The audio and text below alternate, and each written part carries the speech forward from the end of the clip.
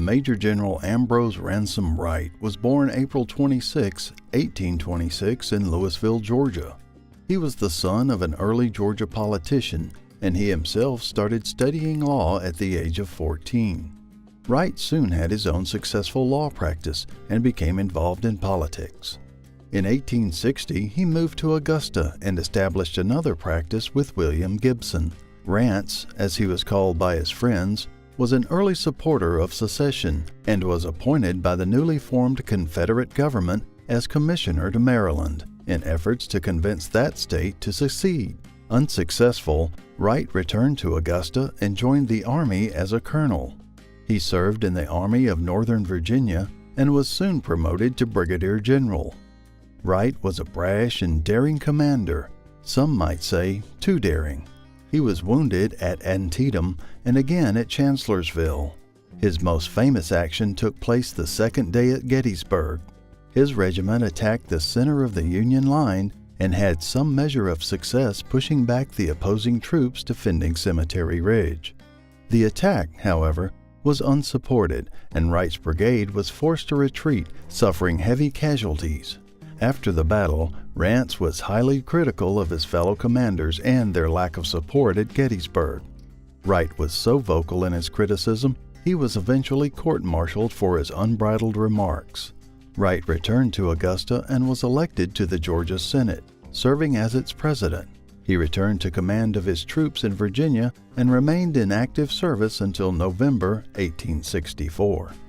Wright was then promoted to Major General and sent to take command at Augusta, Georgia, to protect that valuable city from Sherman's advance. The general spent the remainder of the war commanding small bodies of troops in Georgia and South Carolina.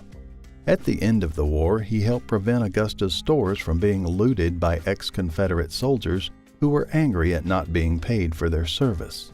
After the war, Wright and William Gibson reopened their law practice, and he also became part owner and editor of the Augusta Chronicle and Sentinel. He remained active in politics and was elected to Congress in 1872. Wright fell ill before he could take his seat and passed away at the age of 46.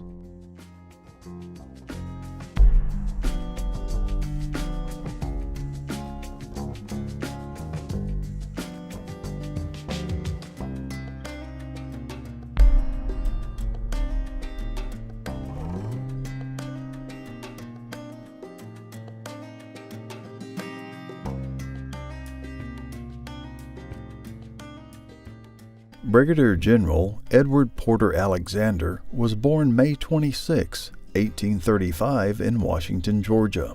He grew up with a love of the outdoors, spending countless hours hunting and fishing in the woods around his family home. Alexander entered West Point in 1853, eventually graduating third in his class. He served in the West during the Mormon campaign and was still stationed on the West Coast when he learned of Georgia's vote to secede. Young Porter decided that his loyalty must remain with his state, and he resigned his commission in the U.S. Army. His first assignment with the new Confederate Army was to establish a signal corps. Alexander had worked under Major Albert Meyer and had helped him develop the wigwag system of field communication. This system utilized a series of signal flags and movements to transmit messages on a battlefield. The first known use of this system was at the Battle of Manassas, where Edward Porter Alexander himself signaled to a Confederate brigade that their flank was about to be turned. Alexander's message caused the Confederate command to send timely reinforcements and help turn the tide for the Confederates. During the 7 Days campaign, Alexander became Georgia's first aviator, going aloft in the Confederates' one and only balloon to observe Union troop movements on the peninsula. Alexander's service in the Confederate Army is most remembered for his role as artillery commander. As chief of Longstreet's artillery, Alexander achieved legendary status. His strategic placement of guns at the Battle of Fredericksburg devastated the attacking Union troops.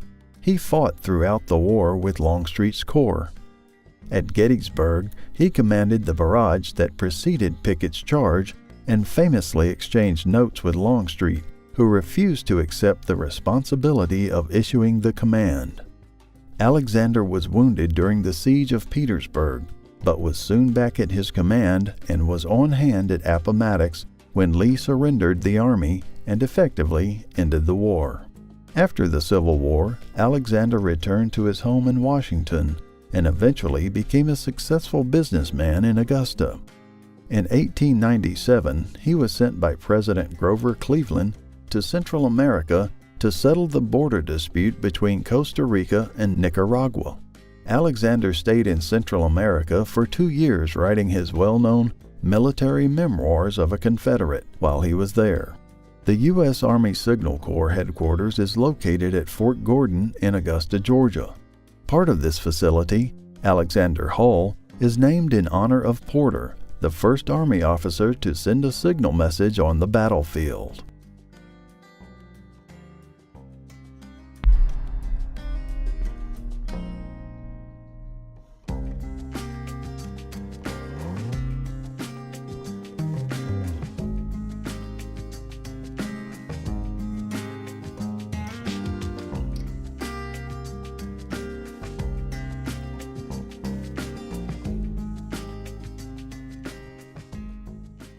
James Gregg was born November 25, 1836 in Columbia, South Carolina.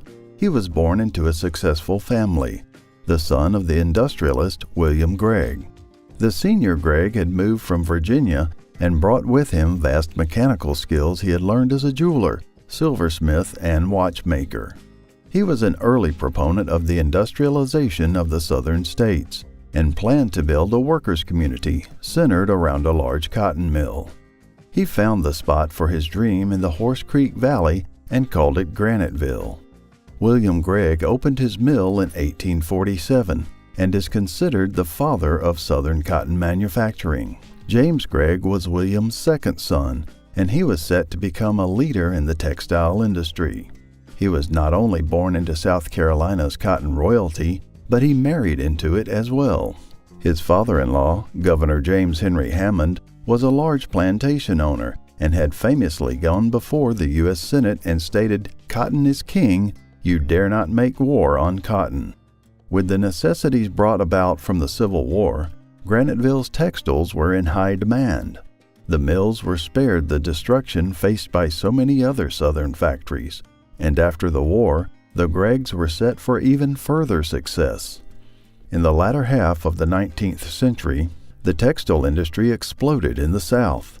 William Gregg's idea of the Southern mill villages had taken root and transformed a way of life. Unfortunately, William passed away in 1867. Yet, it looked as though James would follow the same path as his industrious father. However, 9 years later, Robert McAvoy, a disgruntled former employee at the Graniteville mill, entered James Gregg's office, fired 3 shots, and then ran away. James drew his pistol and fired at the fleeing man, but his shot missed. James was taken by train to his home in Augusta, where he died 3 days later. McAvoy was arrested and later hanged for his crime. The Graniteville mill continued to operate for generations, finally closing its doors for good in 2006, 130 years after the murder of James Gregg. The story of James Gregg and Robert McAvoy was later told by Cormac McCarthy in his screenplay and motion picture, The Gardener's Son.